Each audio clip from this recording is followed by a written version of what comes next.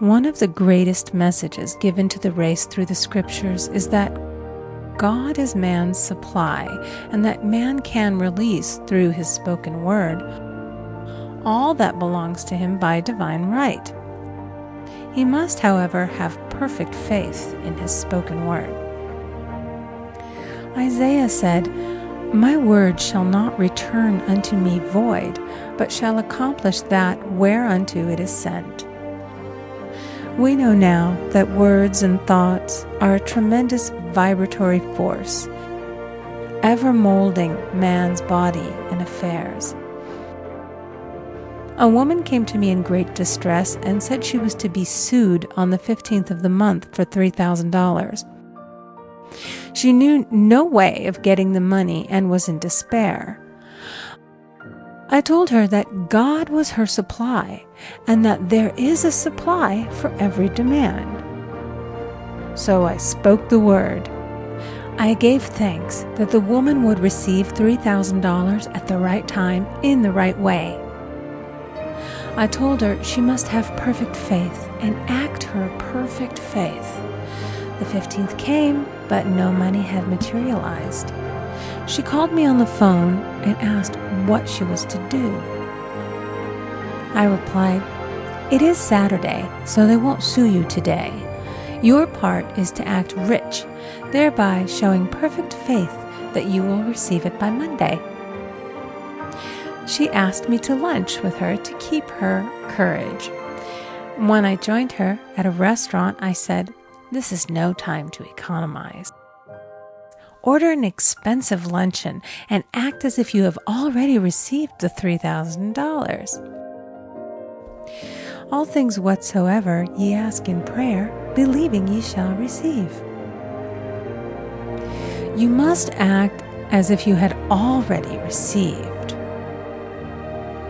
The next morning she called me on the phone and asked me to stay with her during the day. I said, "No, you are divinely protected and God is never too late." In the evening she phoned again, greatly excited, and said, "My dear, a miracle has happened. I was sitting in my room this morning when the doorbell rang.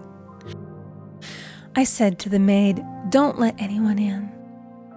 The maid, however, looked out the window and said, 'It's your cousin with the long white beard.' So I said, 'Call him back. I would like to see him.'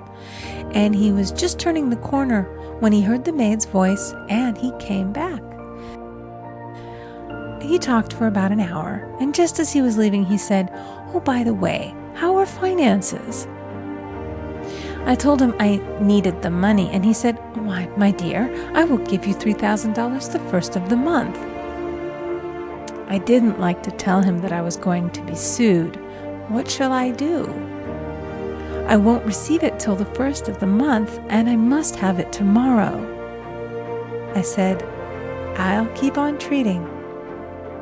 I said, 'Spirit is never too late. I give thanks that she has received the money on the invisible plane and that it manifests on time.' The next morning, her cousin called her up and said, 'Come to my office this morning, and I will give you the money.' That afternoon, she had $3,000 to her credit in the bank and wrote checks as rapidly as her excitement would permit. If one asks for success and prepares for failure, he will get the situation he has prepared for. For example, a man came to me asking me to speak the word that a certain debt would be wiped out. I found he spent his time planning what he would say to the man when he did not pay his bill, therefore neutralizing my words. He should have seen himself paying the debt. We have a wonderful illustration of this in the Bible, relating to the 3 kings who were in the desert, without water for their men and horses. They consulted the prophet Elisha, who gave them this astonishing message.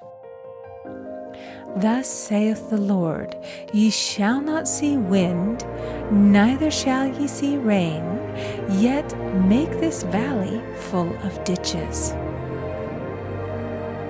Man must prepare for the thing he has asked for, when there isn't the slightest sign of it in sight.